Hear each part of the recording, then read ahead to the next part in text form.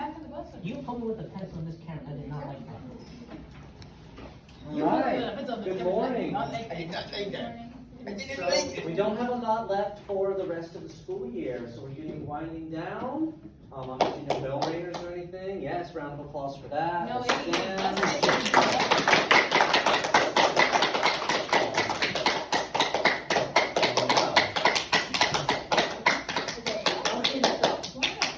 Good boy. You're very excited, yes. So today we're going to cover the last two things in our textbook for this unit. And it's two poems. They're really interesting. We had a really nice time kind of thinking about them and talking about them last class. And I expect you guys will find them pretty interesting. There's kind of a lot to kind of think about. So today we're looking at figurative language and sound devices. So when we talk about figurative language, you know, this is our metaphor, simile kind of stuff. We're going to talk about a couple new ones. Probably not totally new to you, but we haven't covered these in a little bit of time, so it's going to be a little bit of a review. Sound devices. And then I want to start off by talking a little bit about diction and tone. In this class, we haven't spent a lot of time on diction and tone in quite some time, but they're really central to the poems that we're going to do today. And so I want to kind of review that, then jump into the sound devices and figurative language that are for our standard for the day. Then we'll do the poems themselves, do like 2 readings each, let you guys read them. They're very short, pretty enjoyable, straightforward stuff. So diction, hence like the base of this word, like a dictionary, a book of words. Diction is simply the words the writer chooses to convey a particular meaning. So when you wrote your essays, your narratives about losing something, or about a treasured object, your giraffe, Melman, okay. Bolt, your stuff. What kind of animal was it? Dog? Dog, okay, yes. One of the things I noted when I was going over your essays to help you kind of think about how to make the language more interesting, to revise, looking at word choice was one of the key things. And I asked you to try to choose words that makes it so that the reader can easily visualize what you're talking about. So it becomes easy for the reader to participate in the story you're sharing. If you're talking about having to drive back 3 hours to get this giraffe, like you're telling that story in a way where I'm like feeling your anxiety. That had to be the longest 3 hours of your life. That was. Because you could have driven 3 hours and that thing not been there. Mm-hmm. Now, so you're just like, get me there, just get me there, just get me there.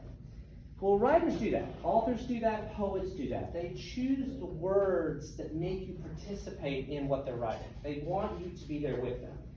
Talk about imagery and personification and all these elements of figurative language. Well, diction is simply the choice of words. Why did the writer choose this word and not that word? If Reagan, you said to Miranda, my grandfather is old. Is that different from saying my grandfather is ancient? Why would you pick the word ancient and not old?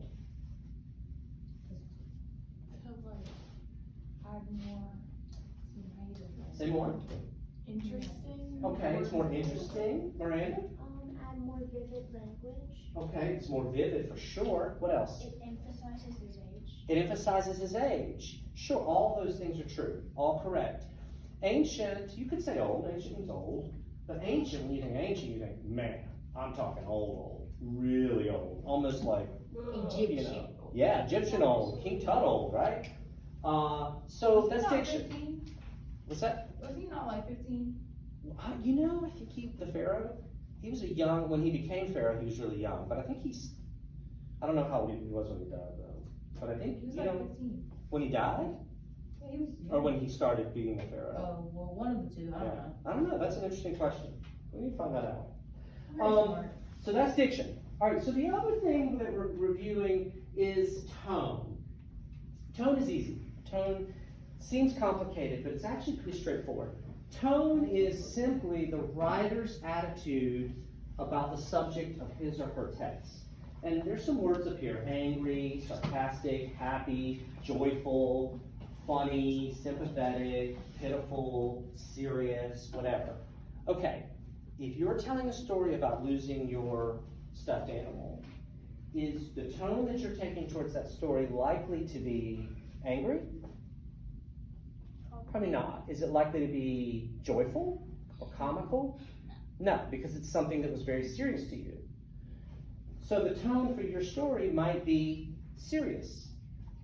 Maybe a hint of nostalgia if you're thinking about how much you loved this stuffed animal.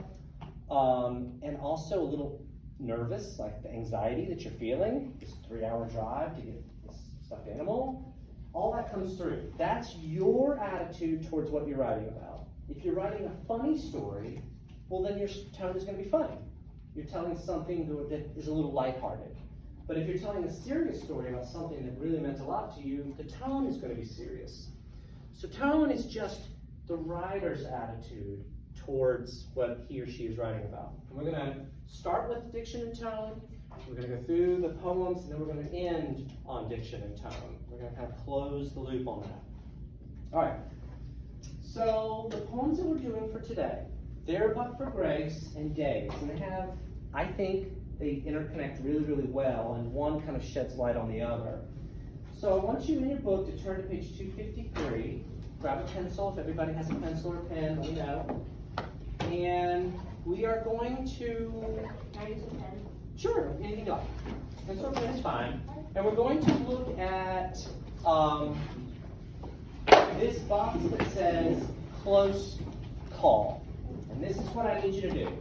Think of a close call that you had, a time when you narrowly avoided an accident or almost made a bad mistake.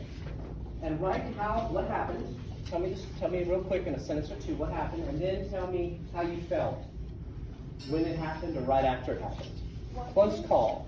553, I'm sorry. It's not 253, 553. Hello. Goodbye. I was only 300 off. Yes. Did you ever see them? No, and I looked for it after class. And if she had swept it up, she would have let me know. I told the custodian to be on the lookout. So I'm going to pull the look pictures out and see if it's What are you behind looking that. for? She lost a charm yesterday over here. Oh. What did it look like? Like There's a K, the letter K. Are we in 0.5? What color? Silver. Do you think it fell in between the... That's what I'm going to pull them out. I got to take the books off, and then I'm going to pull them out and see if it fell behind. But I looked like really thoroughly. So. What charm is it? It's silver. Could be. Could be. No, we'll look at it. I'll check it out. I'm You think gonna somebody pull stole it. it? Bracelet? I don't think so. I saw you playing with A something. necklace. Yeah. I was fixing it. All right. It was backwards. Close call. What do you think? Tell me about your close call. Was it like something that happened and you got injured? Was it like almost an auto accident? Did you almost step on your cat? So we're just thinking of like something that would be close call. A close call. I had last class, kid almost got bit by a shark. He was up in the water, and the shark came right by and he just missed getting bit. Yikes. Yeah, it is important. It was definitely like 214. Hey, close call. So what was your close call? Once I almost got back. Do you write right here? Yes, ma'am. Oh, it's nice. Close call. So you mentioned it.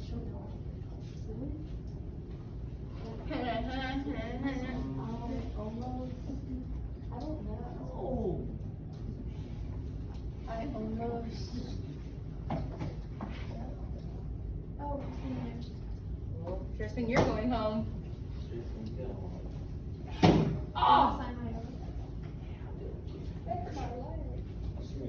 It's all looking at me. All right, so what was your close call? Polly, what was your close call?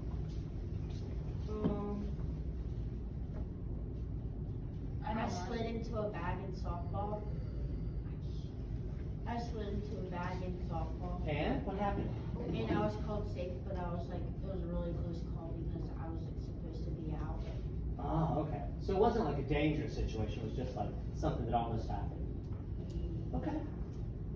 Evan, what do you got? One time when I was playing with my brother and my parents, I almost stepped on a snake. Yikes. Ooh, that's so. I've done that too. Ooh, that's bad. What? What do you think, Portland? I almost got lost in the zoo when I was 7. Almost got lost in the zoo. No, not lost. Lost. Lost in the zoo. Yeah. Because I walked to the little tiger exhibit and my parents walked the other way. And I didn't realize, so I was over there with the tigers and they came back. Oh my gosh. That's terrifying. Like getting separated from your parents when you're little. Like lost in the mall or lost in the zoo. Ooh, man, that's like freaky. As a parent, like when my kids were like little and they were out of sight for some reason that was unexpected, I was like, they could be anywhere, they could be anywhere. You know, you start freaking out. Your heart rate goes up. It's a bad feeling, especially when something dangerous happens. All right. Poetry uses imagery and figurative language to convey meaning and tone. Uses sound devices such as alliteration and assonance. We're going to talk about that in a minute. Expresses a theme or message about life and includes a speaker who talks to the reader. And the speaker is not necessarily the poet. Sometimes it is, sometimes it's not. Sound devices. So we're going to talk a little bit about sound devices. Briefly figurative language, which you guys are super familiar with that. So I won't spend a lot of time on the figurative language piece. But the sound devices, some of this might be a little new to some of you, because some of it we've done and some of it we haven't. Sound devices are the uses of certain words for their connection to the sense of hearing. Poets use a wide variety of sound devices to convey meaning and tone. That is, as you know, the writer's attitude toward the subject. Poets also use sound devices to draw attention to certain lines or to images, to engage readers, or to unify a work. And by unify a work, what we mean is to like hold it all together, to make everything connect together so it makes like one nice big picture. As you read each poem, notice the impact of sound devices as the ones listed in the chart below. How do they help convey meaning? How do they express the poet's message? How do the word choices affect you as a reader? So there are 5 we're going to be looking at. Alliteration. So we're on the next page now, 554, is that right? Yes. Alliteration. Everybody know what alliteration is, right? Peter Piper picked a peck of pickled peppers. She sells seashells by the seashore. Repetition of the consonant sounds that are at the beginning of the words. What would have happened had not a hand? Right? What do you think, Jamel? Give me a sentence with some alliteration.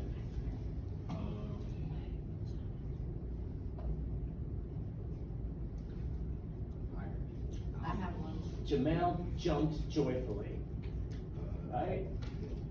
Polly partook in pork chops. What? When did you eat pork chops? My turn. What do you got, Heaven? Oh, I was just wanting to make one. Oh, Heaven has hairy hands. Oh. Wait. Mr. Eubanks I was is looking for the blank. H's. Pick one for me. Portland carries quarters in her He makes this. car. No, that doesn't make any sense. He makes But this. alliteration. He makes this. Yeah. All right. Assonance is repetition of vowel sounds with non-rhyming words, or set upon your forehead moments before you open your eyes. Think of assonance as just when you hear vowel sounds repeated. Oo, e, I, a, o. Yeah. At noon we watched cartoons on YouTube. Ooh. See how I repeated the oo sound? Cartoon at noon, YouTube. All right. Consonants, repetition of consonant sounds. This is when you get the same consonant sound repeated close together in a poem or story. It happens sooner, later, nearer, farther. Onomatopoeia. Anybody know that one? Yeah. Give me a word that's an onomatopoeia. Mamma mia. Boom. Perfect. Bow. Bow. Crack. Crack. Crackle pop. Pop. Yeah. We're usually used to onomatopoeia being like a one-word thing, and it sounds like the sound the way it's spelled sounds like the sound it makes, like meow. When a cat meows, we say meow because meow sounds like a cat's going meow, meow, meow. All right, repetition, the easiest of the 5. A technique in which a sound, word, or phrase in or line is repeated for emphasis or unity. It could have happened. It had to happen. It happened sooner, later. All right, so we got figurative language, we got sound devices. Figurative language, that's our metaphor and simile. We know those. So let's take a look at our 2 poets for today. All right, Wisława Szymborska, I'm sure I mispronounced that. Born in a small town of Western Poland, was in high school when Germany invaded her country, and was fortunate to avoid imprisonment or death. So we're back to kind of the Anne Frank piece here. Billy Collins, perhaps the most popular poet in North America, has served as U.S. Poet Laureate. That's what the award we give to a very esteemed poet who's been writing for a long time. It's kind of an honor that you get. All right, first poem is There But for Grace. Any volunteers to read this one? It's a short poem, very straightforward. Miranda, you're such a good reader. If you're kind enough to read it, you can read from your book if you like. Follow along, page 556. Yes. Could have happened, it had to happen, it happened sooner, later, nearer, farther. It happened not to you. You survived because you were the first. You survived because you were the last. Because you were alone. Because of people. Because you turned left. Because you turned right. Because rain fell. Because a shadow fell. Because sunny weather prevailed. Luckily there was a wood. Luckily there were no trees. Luckily there was a rail, a hook, a beam, a break, a frame, a bend, a millimeter, a second. Luckily a straw was floating on the surface. Thanks to, because, yet, in spite of, what would have happened if not a hand, a foot, a step, a hair's breadth, by sheer coincidence. So you're here, still from a moment ajar. The net had one eye hole, and you still got through it. There's no end to my wonder, my silence. Listen how fast your heart beats in me. Wonderful. Thank you, Miranda. Great reading. Okay. What sound devices do we notice right out of the gate? What do you think, Tristan? Repetition. I was going to say that. All right. There are several instances. So Tristan is going to tell us one, and Heaven's going to tell us another. Tristan, what's one repetition you noticed? What's that? Luckily. Luckily there was a wood. Luckily there were no trees. Luckily there was a rail. Luckily a straw was floating. Heaven, what's the next one you saw? You were going to say repetition. Oh, I see you right Okay, you survived because you were the first. You survived because you were the last. Because you were alone. Because you turned left. Because you turned right. Perfect. Harper. Because you were alone. Because rain fell. Because a shadow fell. Because sunny weather prevailed. Sunny 103.1. What else? What's the one in the first stanza? Repetition. Cortland. Happen. It could have happened. It had to happen. It happened sooner. It happened not to you. So we got a lot of repetition. How about this line here where it says, so you're here, straight from a moment still ajar? What does ajar mean? Anybody know? there. Empty, right? Close. Almost. What's that? Open. Open. Open. So the door is ajar. The door is open. All right, so if I said, make sure I read it right. So you're here, straight from a moment still open? What does that mean? Abigail, you're here in this moment that is still open. How can a moment be open? Like it's happening. It's happening, or so therefore it's say more. Occurring. It's just happened. It's so fresh. You're still feeling the adrenaline from it. Right?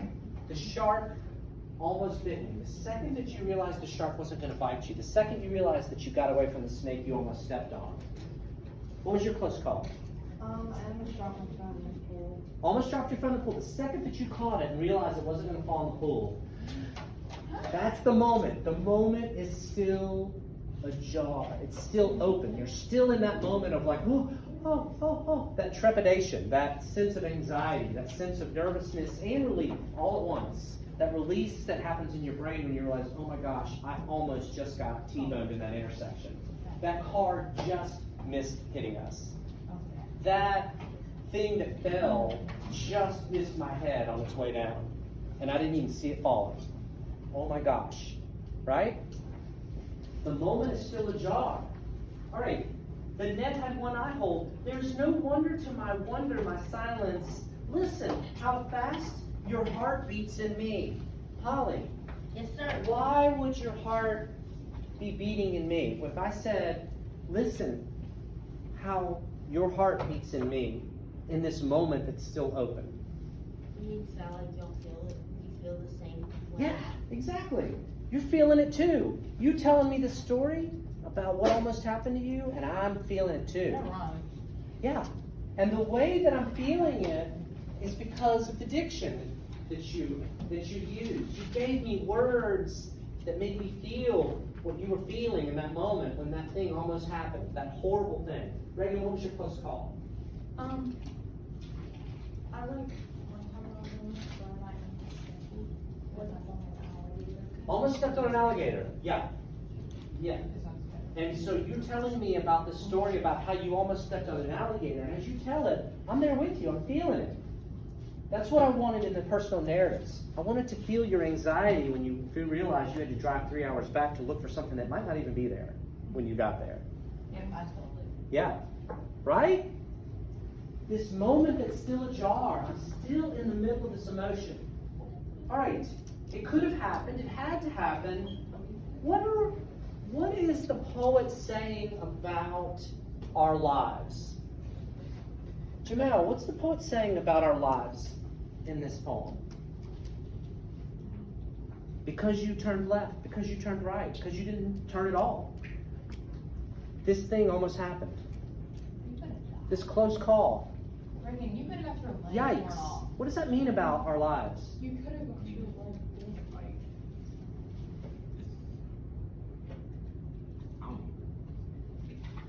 What do you think, Sadie? One small decision can change everything. One small, and maybe not even decision, just luck, maybe.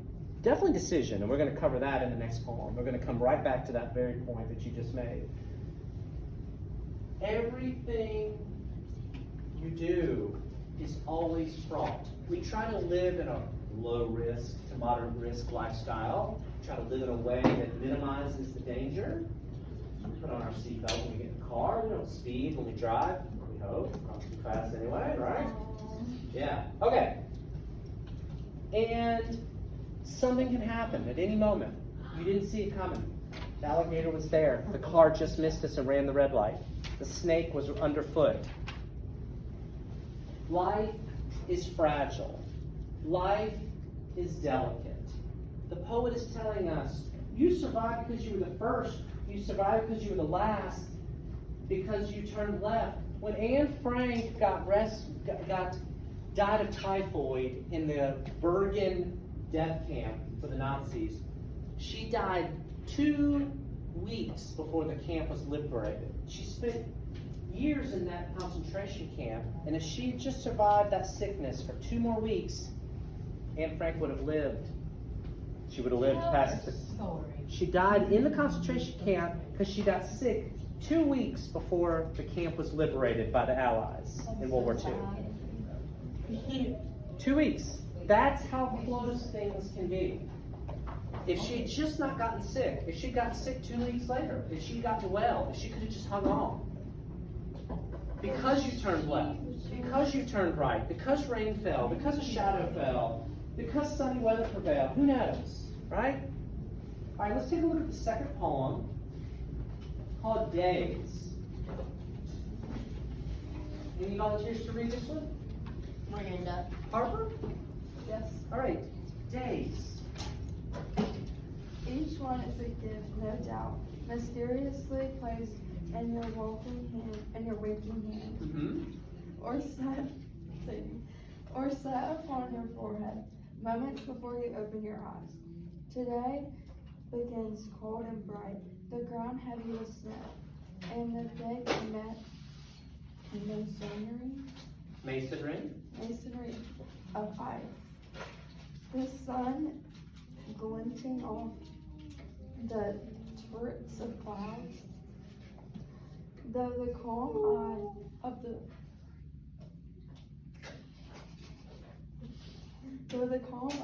the window, everything through the calm eye of the window, everything is in its place, but so preciously. This day might be resting somehow. You got it. On the one day before it, all the days of the past stacked high, like the impossible tower of dishes, entertainers used to build on stage. No wonder you find yourself perched on the top of a tall ladder, hoping to add more, just another Wednesday. You whisper, then holding your breath, place the cup on yesterday's saucer without the slightest clink. Beautiful. Thank you. All right. So what's the central metaphor of this poem? One thing that's being compared to something else. What's being compared to what? What's the central image of this whole poem? Dishes To our lives. to our lives. Days to plates. We're stacking every day. I'm 52 years old. I've stacked 52 times 365 plates plus leap days. That's a lot of plates. That's a tall stack of plates. Your stack's pretty tall too. It's not as tall as mine, but it's tall. So our central figurative language is the metaphor that every day we're stacking plates. One day on top of the next day. What are you doing to stack the plates in an orderly, straight fashion so they don't fall over? Or are you? I put them on top of each other because they're like, I put them on top of each other like this because if they're like this and not like this, then they're gonna fall like this. Okay, like this, exactly. So if your days are like those plates, how are you stacking your days in such a way that the stack doesn't collapse? Harper, what do you think? I'm stacking them very carefully. Okay, what does it mean to stack them carefully? Take your days carefully. Take your days carefully. Okay, what kind of things help you take your days carefully, Miranda? Being safe and not doing risky stuff. Okay, avoiding unnecessary risks, for sure. Right? Slowly, carefully, methodically. What else? I was gonna say making good decisions. Making good decisions, sure. Get a good night's rest, eat the breakfast. You know, the things they tell you that you hear since you're in kindergarten. You know, make sure you wear comfortable shoes, right? It's that thing of, what did you do to prepare yourself for the next day? What did you do to prepare yourself for this day? Did you make good choices? But the tone of the poem, each one is a gift, no doubt, mysteriously placed in your waking hand or set upon your forehead moments before you open your eyes. So each day is what? 24 hours. Well, that's true, I think. 24.25. So how does the poet characterize our days? Beyond comparing them to plates, stacking plates. If the first poet says life is fragile, is this poet saying life is fragile? Yes. Or is this poet saying something else about life? Well, somewhat, because if the plates fall over, you gotta be careful because them plates are fragile. Okay, yes. But who's stacking the plates in this poem? Me. Who's stacking the plates in the first poem? Like your grounding. I don't know. Your environment. The things you can't control or minimally control. You didn't see the alligator. It wasn't like you were being negligent. Or maybe were you engaged in risky behavior? Were you somewhere where there were alligators and you probably shouldn't have been? Maybe. Or maybe it was just the alligator was just there in a place where you didn't expect it, and you almost stepped on it. Yes? Can I make a pass? Yes, absolutely. All right, so we have our first poem, There But For Grace, telling us life is fragile. And we have our second poem telling us life is a gift. All right, let's look at the sound devices and figurative language in days. All the days to pass stacked high like the impossible tower of dishes entertainers use to build on stage. So we're adding one day to the next day. We're trying to make good decisions so that our plates stack well. Occasionally we do things that are a little low risk, fun, right? I think you can grab a paper towel out of the cabinet there. All right, what is low risk behavior that you're like, this is fun, this gives me an adrenaline rush, but it's not particularly dangerous? What do you think? Polly, what's something you do that's a little dangerous, but not so dangerous that you're really putting yourself at too much risk? Ride my bike. Ride your bike. Bicycle or motorbike? Electric bike. Electric bike. Perfect example. When you get out there, do you wear a helmet? No. Okay, you don't wear a helmet. I do. And you take that risk. You accept that risk, right? You're like, Yeah, if I'm I might. careful, I'm going to ride my e-bike. I'm not going to wear a helmet. I probably should, but it's so much more enjoyable without a helmet. And I can feel the wind in my face. And I'm accepting the risk because it's fun. It's a little more dangerous, but I accept that, right? Right. Most people do. I mean, I ride my e-bike. I don't wear a helmet, so I'm not one to criticize you for that at all. I like the feeling of not wearing a helmet, but I also try to be careful. Evan. Play basketball, because I can tear my ACL Okay. or sprain my ankle. Sports Or injuries. get a concussion. Every time you're engaged in sport, you risk sports injuries. How many people had a sport injury? Oh, it's all, yeah, okay. See, there you go. And it's usually what, your I've had a knees, your bruised ankles? Yeah. My knee is bruised. I had a bruised rib, twisted ankle. Right? Today begins cold and bright, the ground heavy with snow and the thick masonry of ice. Masonry. Macaulay, what's masonry? What's that word mean? What do you think? Anybody know? Anybody know what a mason does? Brick mason. What's a brick mason do? With bricks. So a mason is somebody who does walls, uses brick, concrete, does cement work. So the thick masonry of ice is to be imagined as what? What do you think? Heaven. It's a thick masonry of ice. Build-up of ice. A buildup, like a wall of ice. The day begins cold, heavy, with a thick wall of ice. Turrets. What are turrets? Josh, what's a turret?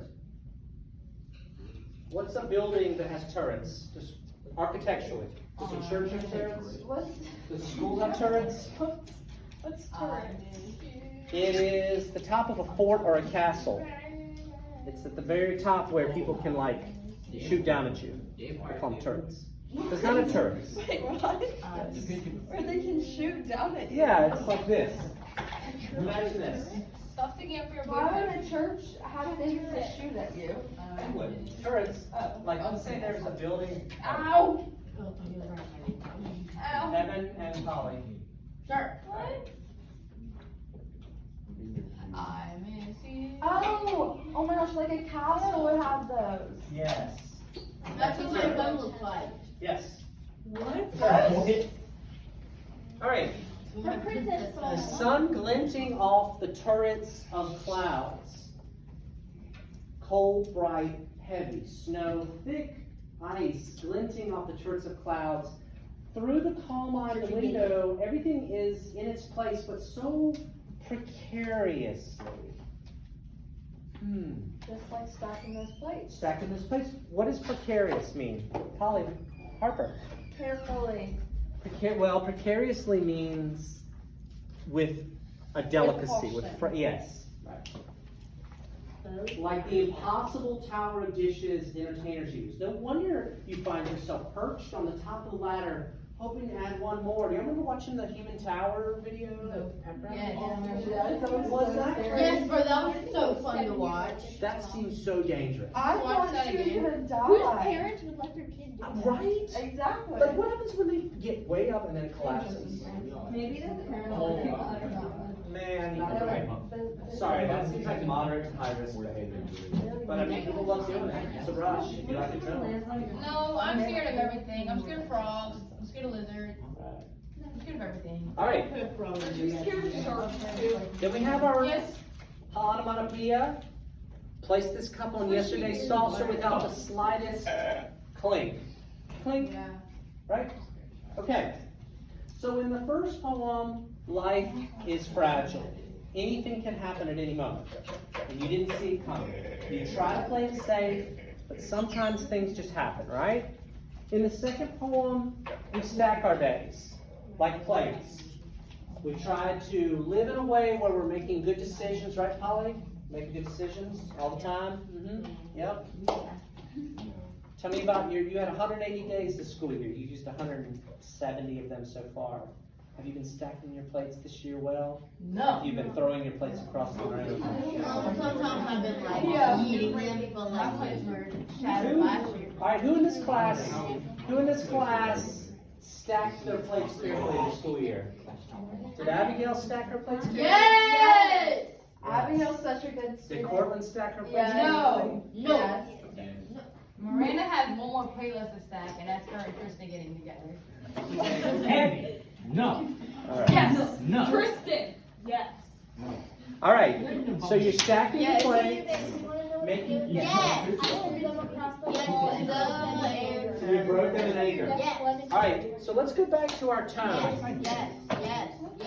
Holly, I know you're excited. All right, so what is the tone, Holly, what is the tone that the author, the poet has towards life in this first poem? If life is fragile, how would you describe the tone? Let's go back to our tone words.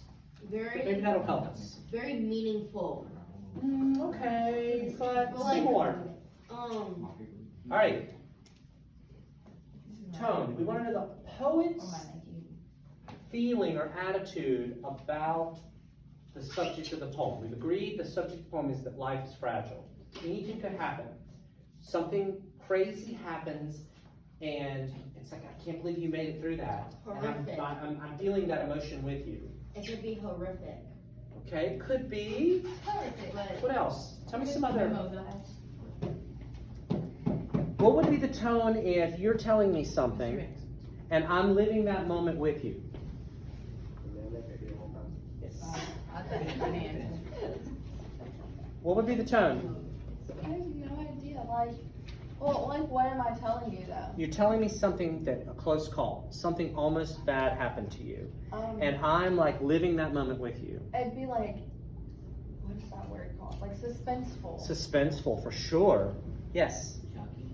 Maybe shocking, but in order for us to have suspense, as you say, for us to be invested in what's going to happen, he's going to open that door, and I know on the other side of the door is something horrible. Don't open the door. Oh, we open the door. In order for us to even have that suspense, we have to have a sense of sympathy. We have to care what happens. If we didn't care what happened, we'd be like, open the door. I don't care what happens to you. There's no suspense because it doesn't really matter to us. So in order for there to be suspense, there has to be sympathy. I'm living that moment with you. The moment is still ajar, right? And my heart beats. Your heart beats in me. You're still feeling that nervous excitement and relief, and I'm feeling it with you. But life is fragile. So it's not just a sense of sympathy, there's also a sense of what? If life is fragile, if anything can happen at any moment, you turn left, you turn right, you didn't turn at all. That's like scary. Scary, Can I have some? for sure. There's a sense of that life is what? Valuable. Valuable? What else? Fragile. Fragile, for sure. And in a sense, maybe we don't always know. We're not aware. There's only so much we can know. There's only so much we can prepare for. You go out your door every morning and you've been as careful as you can be. You got a good night rest, you ate your breakfast, brushed your teeth, you got on comfortable shoes, always gotta have comfortable shoes, and you walk outside and something crazy happens. Who knows, right? Life is like that. Life, you can't prepare for everything. Certain things are gonna happen out of your control. And therefore the tone of the poet towards this thing we call life is sympathetic, suspenseful, maybe a little anxious, a sense of gratitude, but also a sense of wonder, like, oh, you just never know. There's things we don't know, right? It's mysterious. But in the second poem, Days, you're stacking your plates. Tell me about the poet's attitude towards the stacking of the plates. Every day is what? Every damn hustle, dude. Valuable. It's a gift, right? Yes. And you should be doing things to stack the plates carefully. If the poet is telling you, Cortland, Floyd, stack those plates carefully, what does that mean the poet's tone towards life is? What's the poet's tone towards what we should be doing, the central idea of that poem? What do you think, Harper? Taking every day carefully and like don't take things for granted. Sure. There's a sense of, the word that we have up here, you might not know that word, didactic. It means instructional. It's like giving you advice. It's like saying, you know, you shouldn't do this, Miranda. You shouldn't do that, Abigail. What you should do is this, Reagan. Polly, what you shouldn't do is what you're doing. Right? Didactic. The poet is telling us to stack your plates carefully. Make good decisions. Don't stack your plates so that in a couple of plates up, it's all going to topple over. You know anybody who stacks their plates sloppy? Me. Well, you're at the age where your stacks, you can, maybe if they fall, they're close enough to the ground, you can come back up and restack them. At my age, If my plate's full, doesn't that mean I die? no, it just means something's happening. Like your life falls apart. Yeah, and then you have to get it all back together. You're like, why did I do that? I don't know. What a setback. Right? What does that mean? Yeah, I know. No, that book. Even after Rebecca. Oh, Yeah. That's I know, right? No, no. All right. So, go back to your close call. Go back to your close call that we started with. And now, tell me, Their boyfriends. in your close call, what was your feeling about what you were describing? What was your tone towards the close call you had? How did you feel about it? Was it just something kind of silly and funny and you're like, ooh, that almost happened, like Polly's sliding into the base? No real risk involved, no real danger. Stepping on an alligator on the other hand. What was your tone? Fine. It's stuck in my head. I'm talking to you. And now, Heaven, in your essay that you wrote, your personal narrative, what was the tone towards the thing that your object? What was your object? My blanket. Your blanket, that's right, your childhood blanket. Yours was your princess phone, right, Polly? When you were all right. Was your story serious? Was it It was funny? very happy until it got sad. But then it got happy again. Okay, so it was a mix of It's a emotions. drama movie. You had, that's right, tour de force, as they say. Happy, nostalgic, And And then sad. I lost my blanket. And then I got but it then you back. got it back. In anybody's story, did they not get back the thing they lost? You did. So your story, there is no happy ending. Your tone was regret? Not live happily ever after. I lost mine, found mine, and now I know where it is. I have mine. Would you like me to bring it to school to study? I would love to Melvin? see, you still have Melvin? Yes. That's funny. I'll show you. I'll bring Melvin to school It to doesn't study. matter. I told you. I'll bring my watch, even though it doesn't tell the right time. Can I bring Melvin to school tomorrow? I would love for you to do that. Okay. Then, after all the things that Melvin has been I'll through, have to bring we Melvin need to school. see him. All right. I'm gonna start bringing my blanket. Oh my god, we should have like a. Bring my blanket. school and I have to animal We control. should have our objects, that'd be fun. Except for Sadie. Sadie won't, Sadie can have a picture. she won't be able to bring, do you have a picture, Bolt? I have a lot. Oh, really? A lot of family pictures. Alright, so tell me about, we got just a couple minutes left, tell me about good things. I'm talking to you, babe. Alright, Courtland, what's a good thing, guys? Ah, And let's be respectful. we still have like 20 minutes. Holy shit. We actually have 10 now. Oh, we can keep going. No, Okay. no. Bunch of yappers. Shut your flappers up. Alright, Courtland, what's a good thing? My brother and sister, their last day of school is this Thursday. Okay, nice. And they're president. And then they're like, are they graduating, like done? No, Oh. not for the year. For the year, what grades? 10th and 3rd. 10th and 3rd, and you're in the middle. It's just Drake's mom. And my other brother. Wait, how many of you are there? 4? There's 4. And what are the grades, 10th, 3rd, 8th, and 6th? Oh, wow. Wait, That they is don't go quite to a, Walkable? that's quite a run. They don't go to Walkable? Not my sister and my youngest brother, they're homeschooled. What about the other one? He goes to the intermediate. So how is his last day Thursday? No, not that one. Oh, JK. I'm talking. The kids Hey. today is my parents' 8th year of It's a Drake song.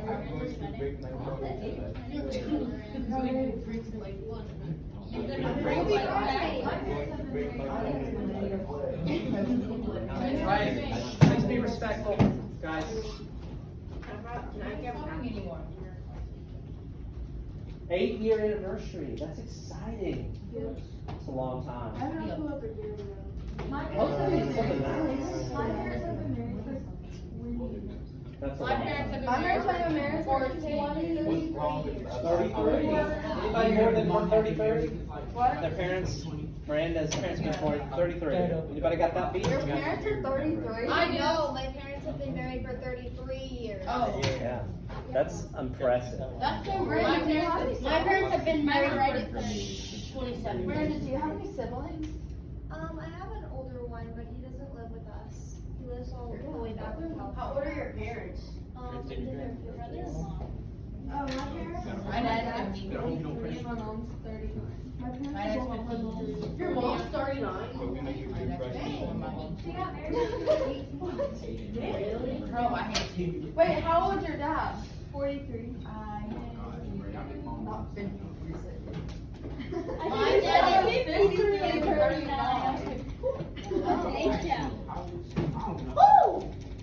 Alright, so, how old? 44. Alright, other good things, anyone? me. Alright, have it. Next weekend, I'm going to Colombia, so I probably, but it depends on the schedule. I might not be here on Friday because I have a tournament, and if we play early, then I would have to ride there. Ah, And okay. I'm riding with my best friend from Georgetown. Alright, Sadie? This weekend we get to go. No, no, it's Friday.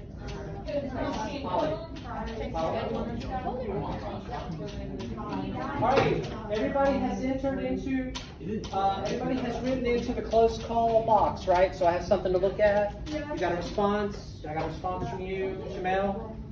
Everybody? Can I just share my So I can, alright, so let's, oh, you got a good thing? Yes. Sorry, go ahead. I got invited to Tristan and Miranda's wedding. Stop it!